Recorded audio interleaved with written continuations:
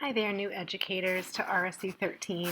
I am going to walk you through some of the components of our website that will be helpful for you as an employee. My name is Stephanie Tribo, and um, these are some of the components that we normally would cover during a new teacher orientation.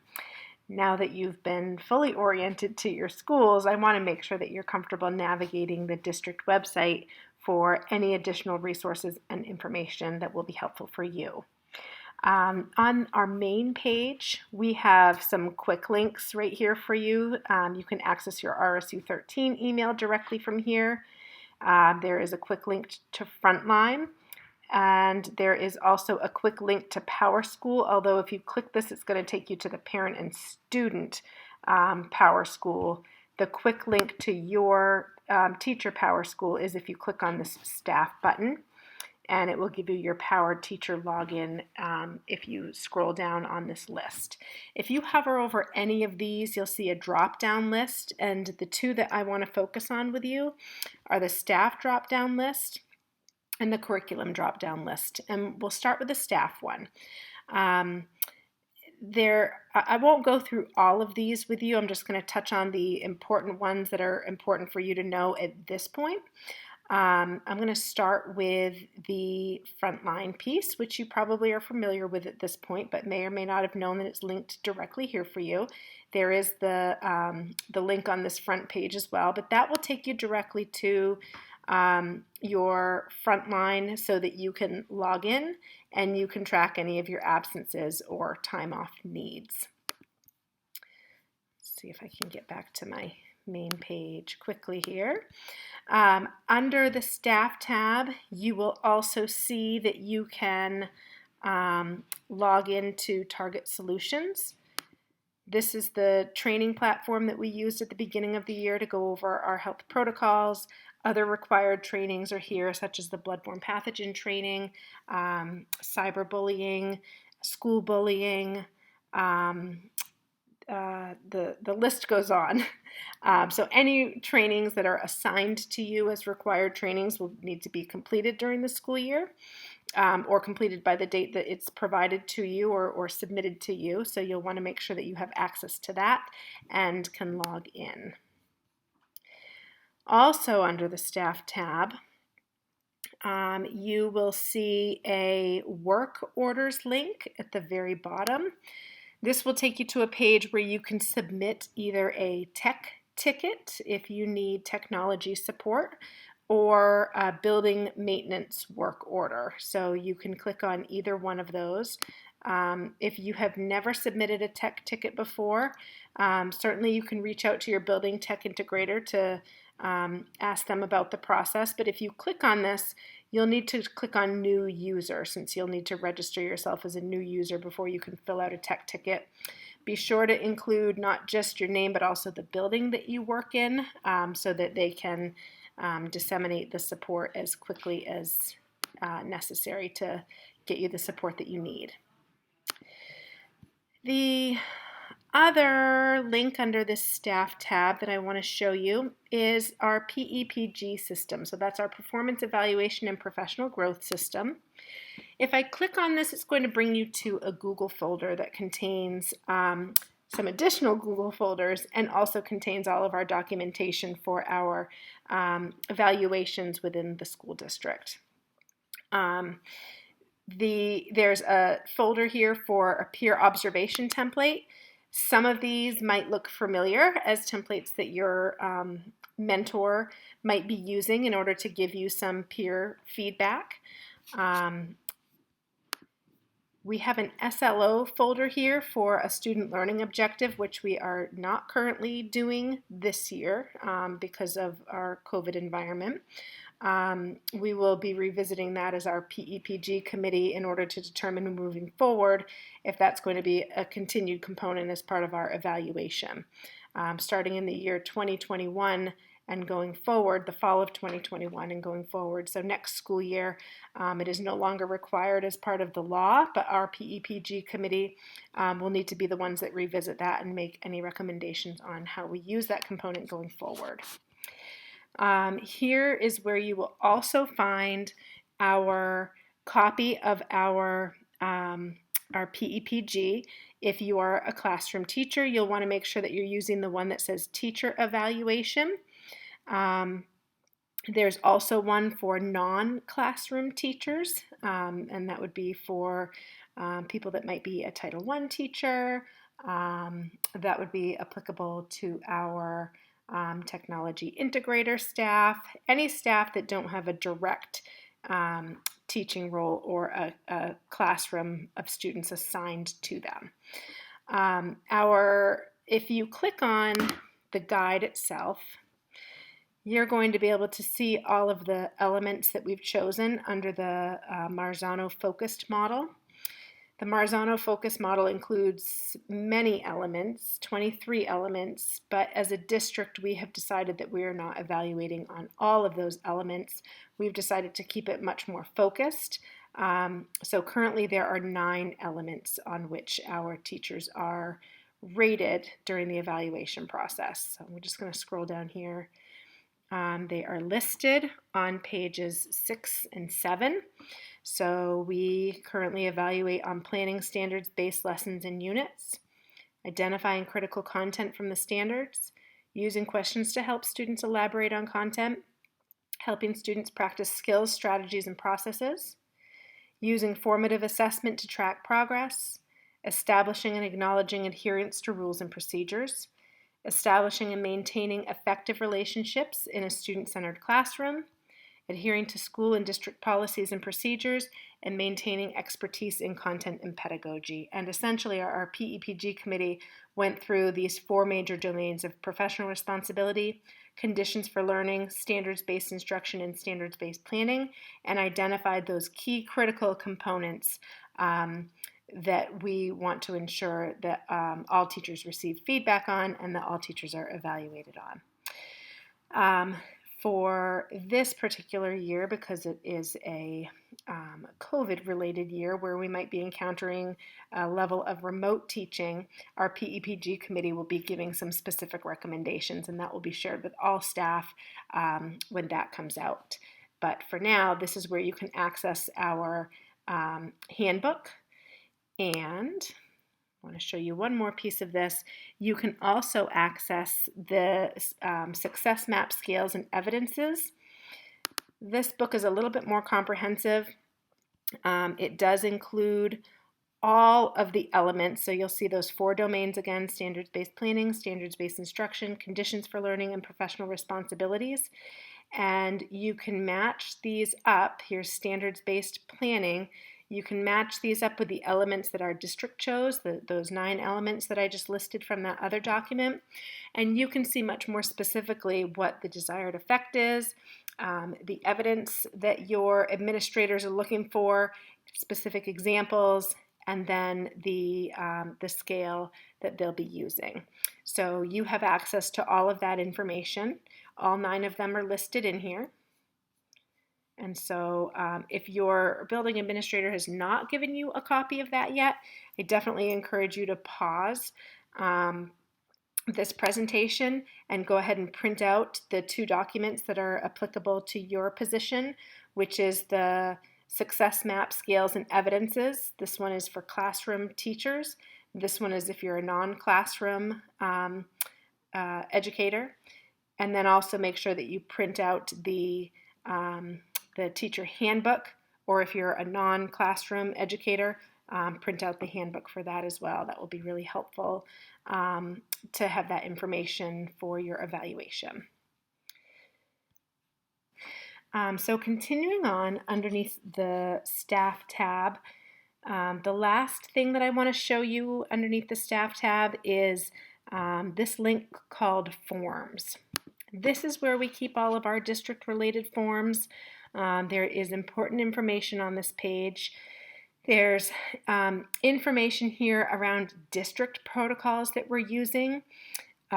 We have a protocol here for confidential reporting around suicide awareness prevention, personal injury incident, DHHS reporting, so you can access all of those protocols in this link.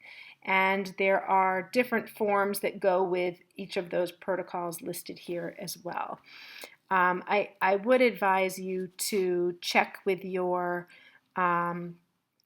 school counselor and your school administrator if you have questions about any of these forms or when and how to use those.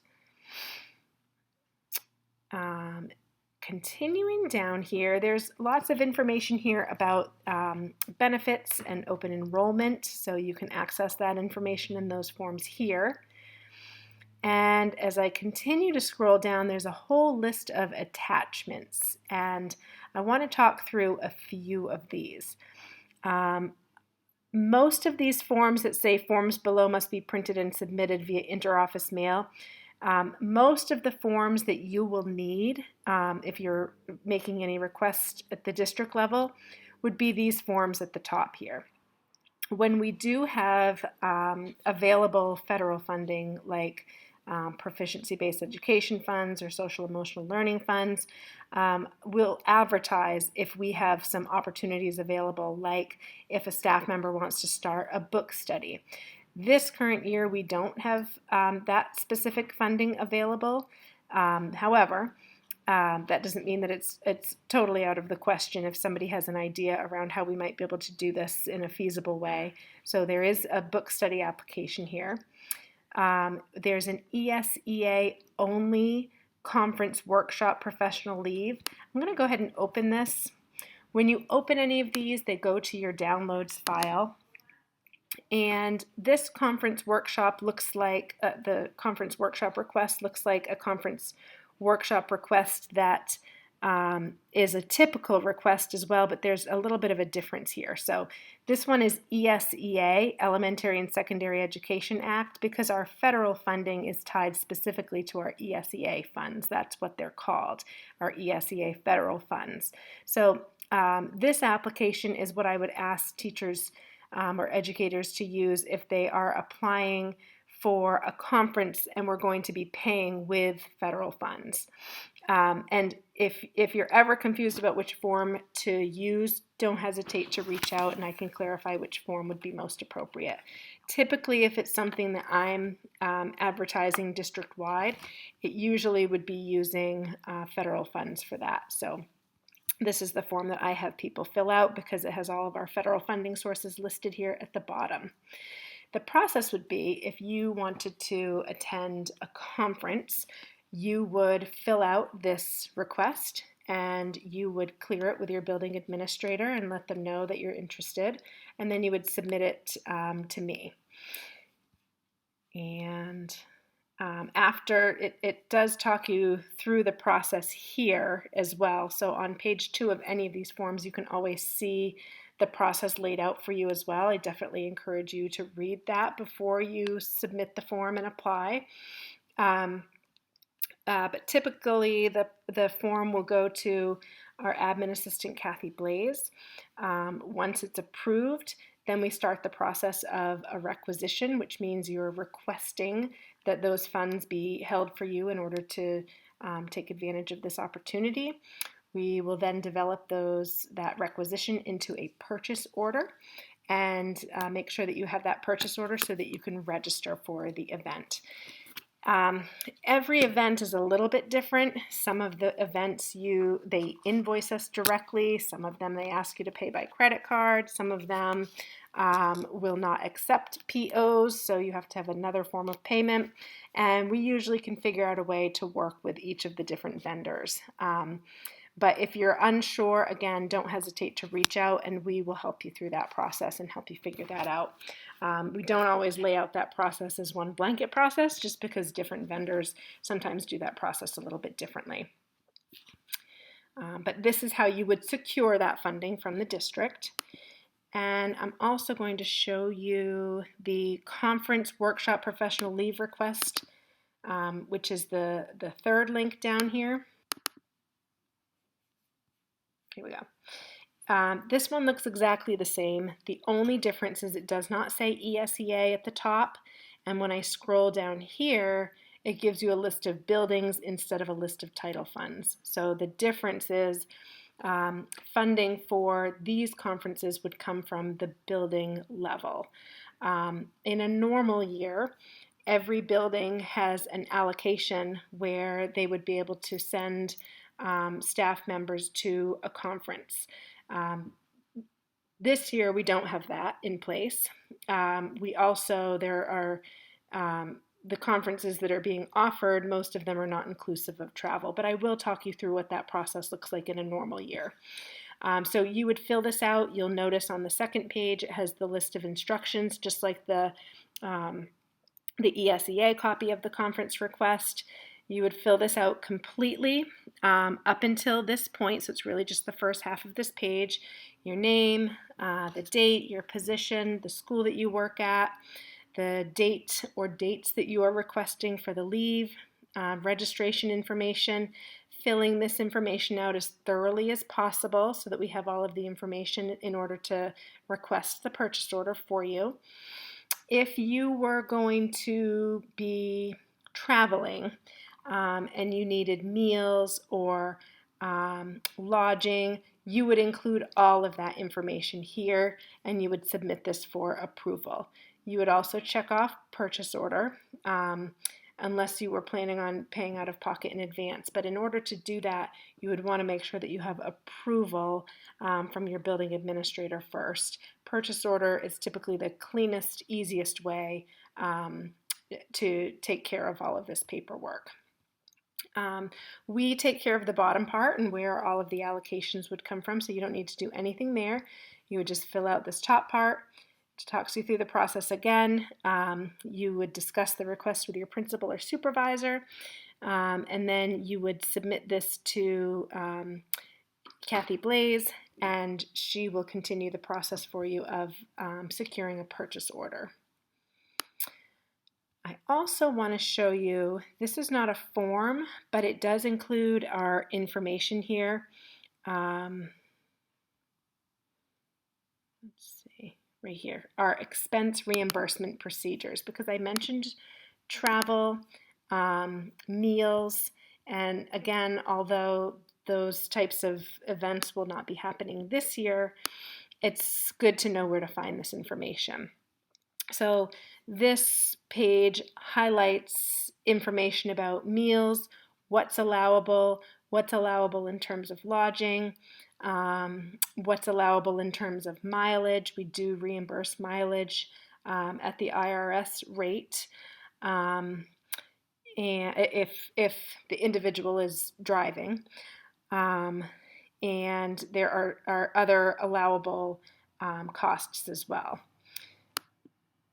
So that's where you find that. That's the expense reimbursement procedure.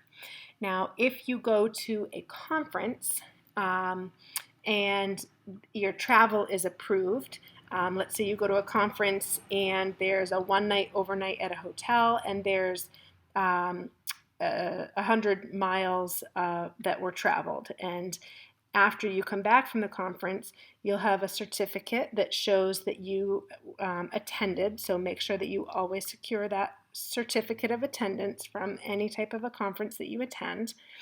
And then from there, you would fill out a reimbursement of employee expense form.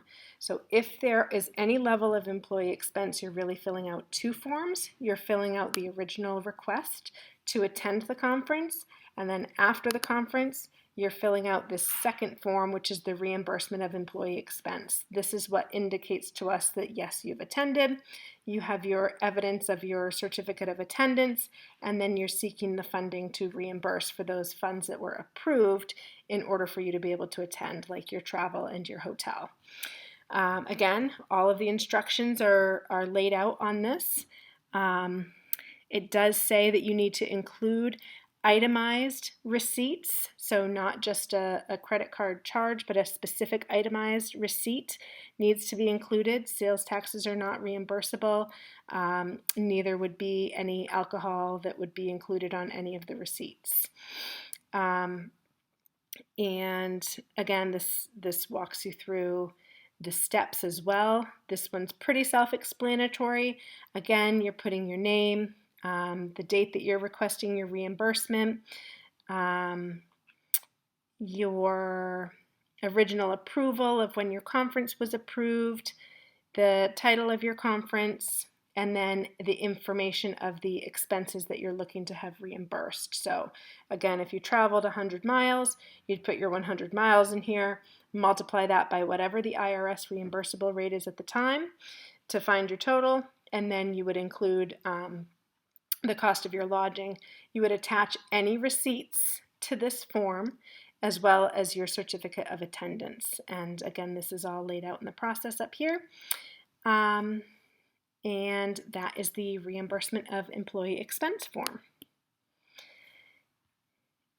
Typically, if you were to attend a conference that was through federal funds and you're using these ESEA funds, I walk you through that process too and remind you what it is that you need to do and submit and take care of.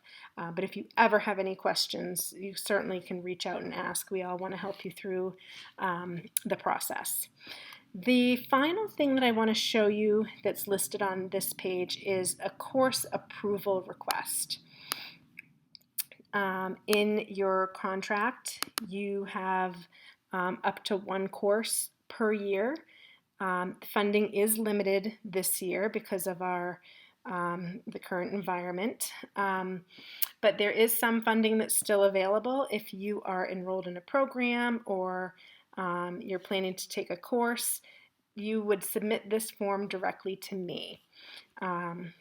Again, same with the other forms. The full process is listed here on the second page. We do want our employees to read that process. It is important. We have had some situations in the past where people don't look for their PO and forward that on to the college. And that PO is important. That PO is a purchase order that is submitted by the employee to the college as a third-party payment, and that's what indicates to the college that they're to bill the district, not to bill the employee. So that step is really important. We do suggest that you do a purchase order. Again, it keeps it as clean and easy as possible. And then include all of your information that the form is asking you to fill out. The current UMaine rate for the fall of 2020 right now is $1,572 for a 3-credit course and fees up to $229. So that could be reimbursable. Again, the funding is relatively limited this year, but I do want to make sure that you're clear on what the process is. And the final thing that you may potentially need that's located on this page is work beyond contract. This is school-based work beyond contract. This would have to be pre-approved work by an administrator and by the superintendent as well. There are sometimes work beyond contract opportunities with district level committees, sometimes on school-based projects. Again, as with some of the other things this year, this funding is limited because of our current environment, but depending on what the project is and what needs to be completed, I would encourage you to check with your building administrator. And this is the form that would need to be submitted for that process. And again, all hours would need to be pre-approved. All right, moving on from the forms, I'm going to clear that, going to the curriculum tab at the top.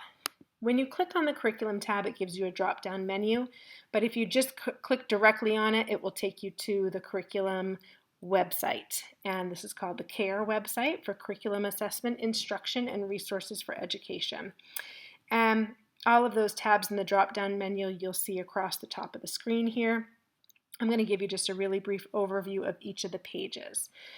So the main page here is actually the assessment data page.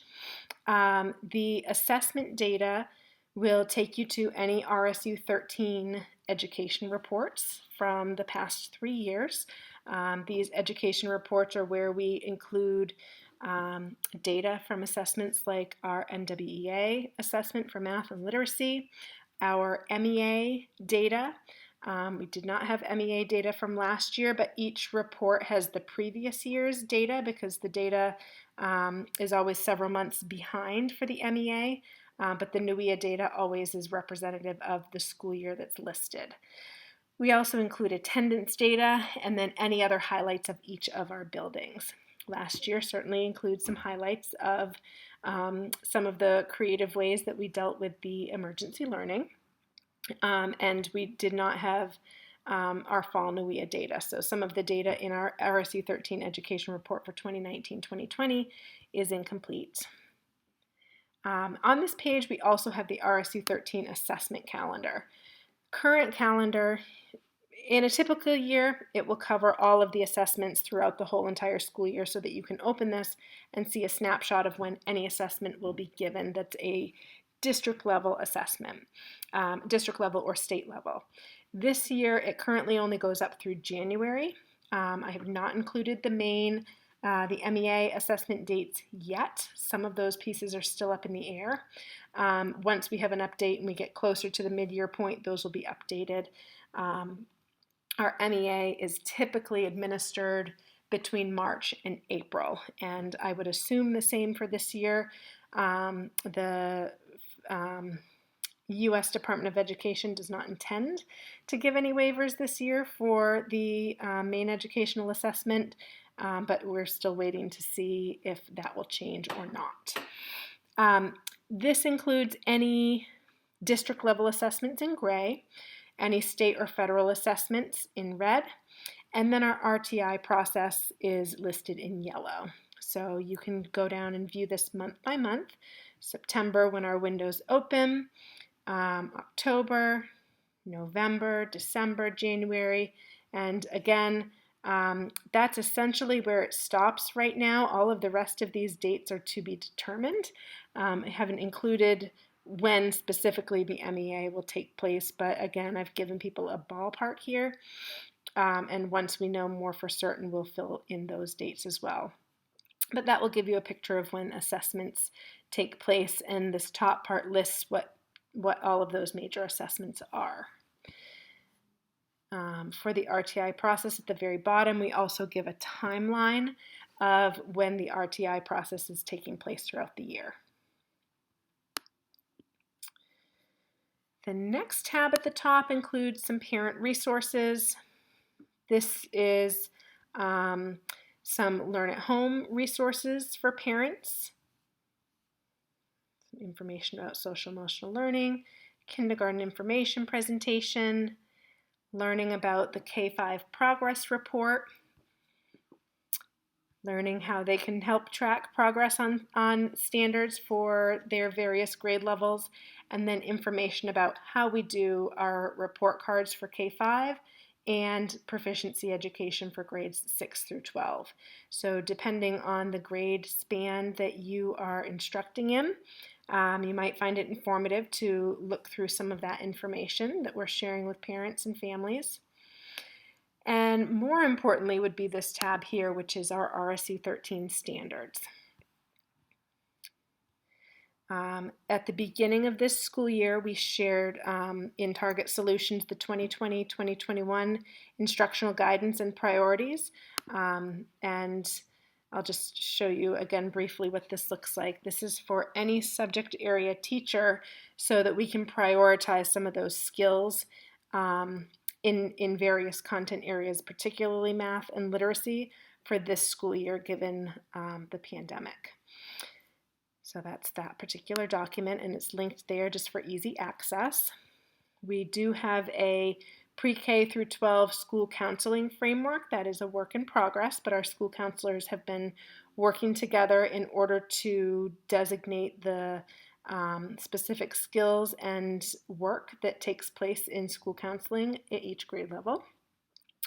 And then below we have the proficiency expectations for each of our 3 grade spans, K-5, 6-8, and 9-12. I'll just briefly click on these. The performance expectations for grades K through 5, you'll find the Habits for Success rubric here, linked. You will find, depending on which grade level you teach, your core list along with any of the allied arts listed as well. So for example, if you're a grade 5 teacher and you're wondering which I can statements align to my what I'm required to teach, you'll see for English language arts, it's broken down into trimester. All of our I can statements link back to our national standards depending on that subject area. So for English language arts, it's Common Core. Again, these ones we broke up into trimester, looking for proficiency by the end of each trimester in each of those areas.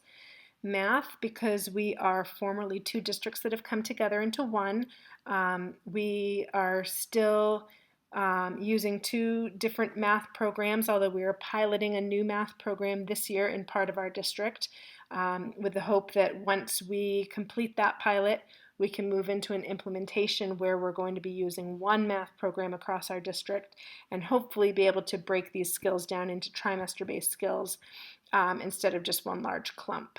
But these ones are all linked back to Common Core. Science aligns to the National Science Standards. They're listed there. Social Studies, these link to the National Social Studies Framework, and they are all cross-referenced to the former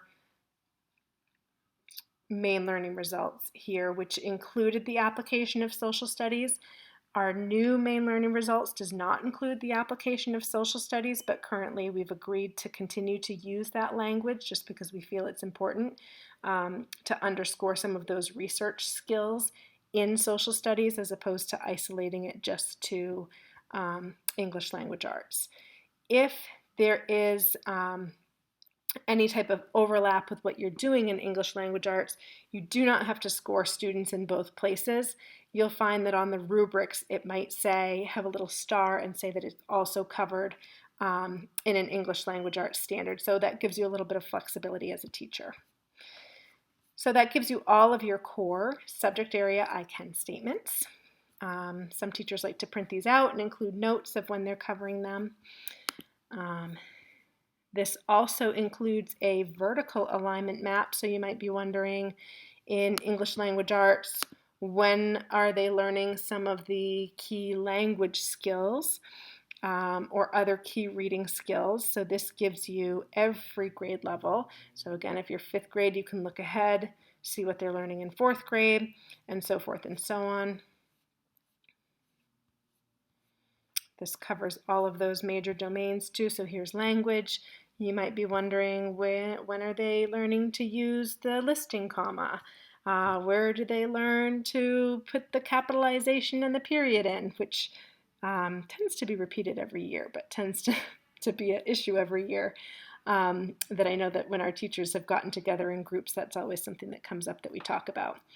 And that reminds me that as we've completed this work, this has all been completed by our RSU 13 teachers.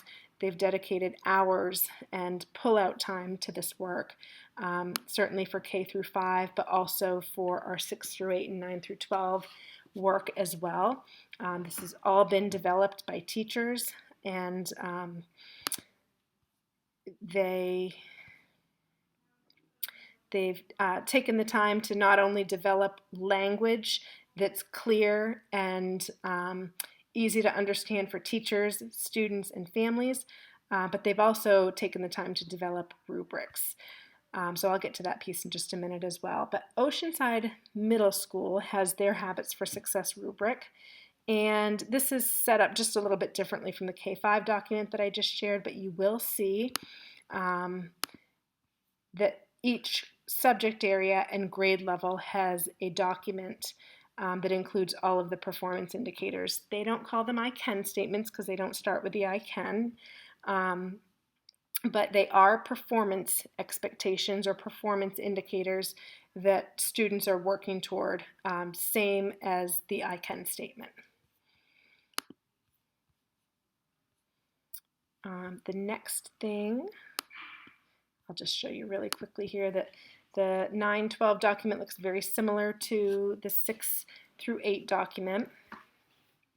The major difference here is that these ones are not broken up by grade level, because oftentimes at the high school level, students might be in electives that are mixed. They're working toward graduation skills. So each of these subject areas has a list of performance indicators that students are working toward proficiency in by the time they're graduating. Some of the skills might be in Algebra 1, some of them might be in Algebra 2, some of them are going to be in geometry, and then we certainly offer math classes that go beyond those required skills in order to graduate. But these are the ones that we would want to make sure that we secure in order for kids to graduate and receive their diploma. The last piece that I want to show you is the final tab here, Teacher Resources. This is a pretty comprehensive page. There's a Facebook link here that connects to a curriculum Facebook page. I will be honest, I've not been keeping that up to date, probably since June. But usually I'll post some relevant articles there. I might highlight some great things that are happening across the district. So it is a great place to stay connected, but it has not been a priority for me to keep up with that recently. I do hope to get back to that. The next link here is Learning Opportunities 2020-2021. You have probably seen me share learning opportunities across the district, and that's where you can find these housed. I create this list based on information that I'm receiving from colleagues across the state, based on offerings that the Maine Department of Education puts together. Most of these ones, all of these ones, are all virtual. Last year, when we were not in a pandemic, I would post opportunities that would incorporate a teacher taking a professional day in order to travel. It does talk here at the top about the process that I just went over with you guys in the forms section, which forms to use, who you should ask about in terms of permission, and so that's all listed there as well.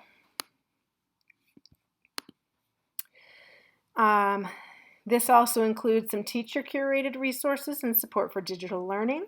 That was added toward the end of last year. The main Moose modules, those are linked here as well to support your instruction and give you easy access to some units. Most recently, I shared diversity, equity, and inclusion resources, so that is linked to this page. Tech support for educators resource folder is all, this was curated by our technology integrators and our tech team, and they've put together a great library here of some how-tos, nice visuals, Google Classroom, iPad Basics, Naviance if you're working at the high school, how to use the phones, PowerSchool. So this is sort of their wide library of how-tos. So that's right there at your fingertips as well. The RSU 13 Instructional Guidance and Priorities, that's the same document that I have linked on the standards page as well. It's just linked in 2 places for you. And then as I continue to scroll down here, for this year in particular are the student health trainings. And then we're back to how this page normally looks, which is a handbook here for new teachers. This was created by one of our current teachers and a former teacher. This was one of their projects for a graduate course, and so they've put together this handbook. I certainly would encourage you to take a look at that. I'm going to continue down here. There's some resources for developing units that I've included here. Normally we have planning guidelines. We did not put planning guidelines in place this year. We didn't want to limit the flexibility that teachers might need in order to make sure that they're able to prioritize what needs to be prioritized for students. Our RTI screening and progress monitoring, especially for our K-5 students, there is a 612 link here for OMS, but there's lots of different links here for some of the assessments that we use, like FastBridge. There's a quick guide for which assessments in FastBridge we're administering. There is, if you have an ed tech that needs to proctor FastBridge, there's proctor login instructions for your ed tech. There's a document here that aligns our FastBridge assessments to your grade level I-CAN statements if you're a K-5 teacher. There are some assessments here as well that might help you dig a little bit deeper and diagnose some of what you might be seeing in your classroom, especially for our early learners with the phonics survey and the phonological awareness survey. There is a framework for math and literacy and benchmark scores. That would be really helpful to print off as you're doing your RTI process after you've assessed your students. It also highlights which assessments for each grade level, so that's sort of your guide for that component. Some sample RTI 1 plans. This is the OMS RTI plan. And then these are some sample reports that you could use for meeting with parents during parent-teacher conferences. I'll just pull one up for grade 1 as an example. It will list the required assessments that you're giving to students in either FastBridge or NWEA. And it's just a template that you could use to fill this in and provide to parents so that they have that information as well. It's not required, but it's a suggestion for teachers if they find it helpful. Continuing on, there's some information here for interventions. There's an intervention map that's been created by some of our teachers at South School. And then the rest of this document includes all of our subject areas and either some specific guidance in a subject area or rubrics.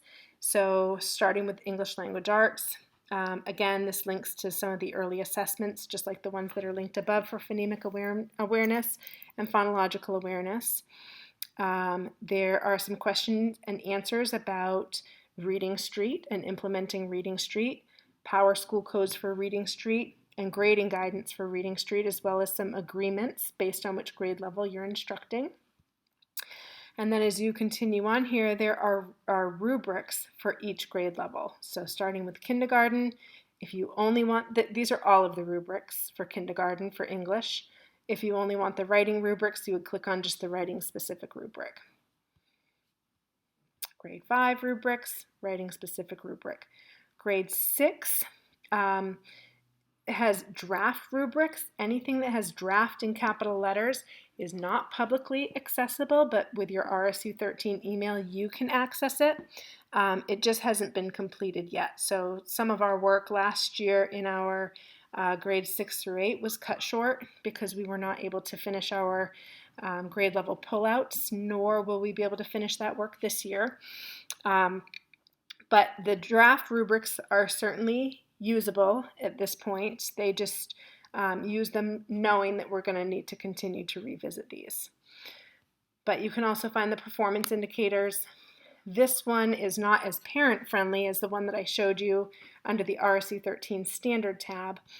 And it's not as parent-friendly because it has all of these codes, which are more teacher-friendly, but not parent-friendly. So it gives you the same performance indicator that you saw in the list on the RSU 13 standards page, but it also shows you in PowerSchool how we've coded that and how that links back to the Common Core, just so that you have that information. Again, teachers did all of this work collaboratively during our pullout days. They've done a tremendous job on this. I'm excited to be able to continue this work once we're able to pick it up. English for 9 through 12, they also are in the stage where they're continuing to work on draft rubrics, and you'll see their priority progression here for English language arts. So these are the performance indicators that they're prioritizing in each grade level. Health for 6 through 12 is listed here. We do not have performance indicators or I-CAN statements in health for grades K through 5. Math is listed here. There's some links to different resources here at the top, and then a list here of all of our math rubrics, K through 8 currently. Physical education, K through 12, with 6 through 8 being draft language. Science, again, we've got some resources listed here at the top. And then we have draft language, K through 8. All of those are currently in draft language, while kindergarten, 1st, 2nd, 5th finished. We did not finish that language yet in 3rd grade and 4th grade. Same with social studies. We did not finish that yet in 3rd grade and 4th grade. I do believe kindergarten and 1st grade finished their social studies language. But again, resources here at the top that are helpful for teaching social studies, and then a list of rubrics that we have. This is still a work in progress for our grades 6 through 12, since we're transitioning to new social studies language. Visual and performing arts, in both art and music, we have K through 5. World language, we have some generic rubrics. We have a unit plan template and a lesson plan template.